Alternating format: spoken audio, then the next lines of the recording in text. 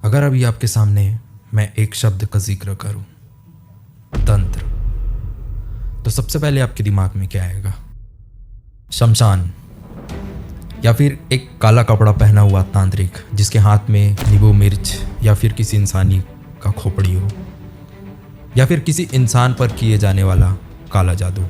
हम में से ज़्यादातर लोगों की सोच यही होगी, क्योंकि हमने बचपन से फिल्मों में यही देखा है, टीवी सीरियल्स में भी हमने यही देखा है, और सोशल मीडिया पर भी हम यही सुनते आ रहे हैं। लेकिन क्या कभी आपने ये जानने की कोशिश की कि जिस चीज़ से पूरी दुनिया डरती है उसका असली मतलब क्या है? क्या तंत्र सच में लोगों को नुकसान पहुंचाने की विद्या है?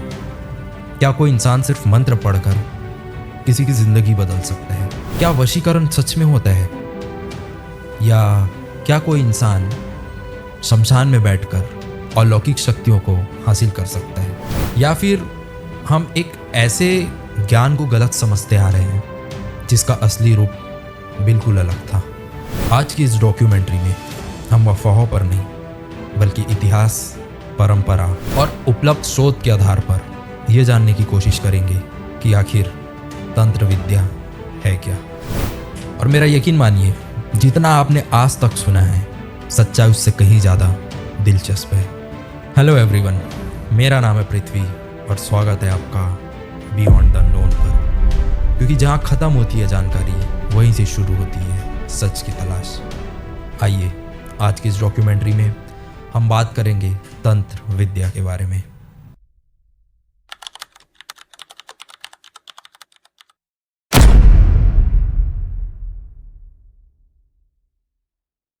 अगर आप भारत में किसी भी शहर में जाएं और लोगों से पूछें कि तंत्र विद्या क्या होती है, तो 10 में से 8 लोग जरूर कहेंगे काला जादू। लेकिन मजेदार बात यह है कि ये जवाब हमारा इतिहास नहीं देता। यह जवाब हमें हमारे फिल्मों ने दिया है, 80 और 90 के दशक के फिल्मों ने, जिसमें तांत्रिक को हमेशा एक डरावने इंसान की तरह दिखाया गया। लंबे बाल, लाल आंखें, हाथ में नींबू मिर्च, खोपड़ी, जोर जोर से मंत्र का उच्चारण करना और भोले भाले मासूम लोगों को नुकसान पहुंचाने की कोशिश करना। और धीरे धीरे यही तस्वीर लोगों के दिमाग में बैठ गई। लेकिन अगर आप पुराने भारतीय ग्रंथ को देखें तो वहां तांत्रिक की तस्वीर कुछ और ही नजर आती है। असल में तंत्र शब्द सुनते ही जिस डर की शुरुआत होती है उसका एक बड़ा कारण है अधूरी जानकारी। जब भी किसी चीज को आधा समझा जाता है तो आधा का हिस्सा हमारी कल्पनाएं खुद ब खुद भरना चालू कर देती है, और शायद तंत्र के साथ भी यही हुआ। ये शायद इस पूरी डॉक्यूमेंट्री का सबसे बड़ा सवाल है, और इसका जवाब है बिल्कुल नहीं, क्योंकि हमारा इतिहास और पारंपरिक तांत्रिक ग्रंथ ऐसा बिल्कुल नहीं कहते। तंत्र और काला जादू को एक ही मान लेना वैसा ही है जैसे दूध और दही को एक समान मानना।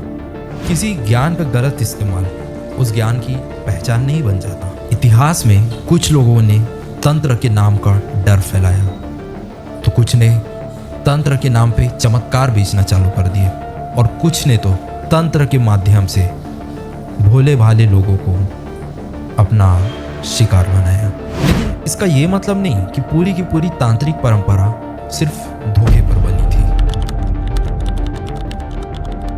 सोचिए, अगर जब डॉक्टर कोई जवाब ना दे पाए तो इंसान कहाँ जाता है? अगर लगातार बदकिस्मती मिले तो वो किससे उम्मीद करता है?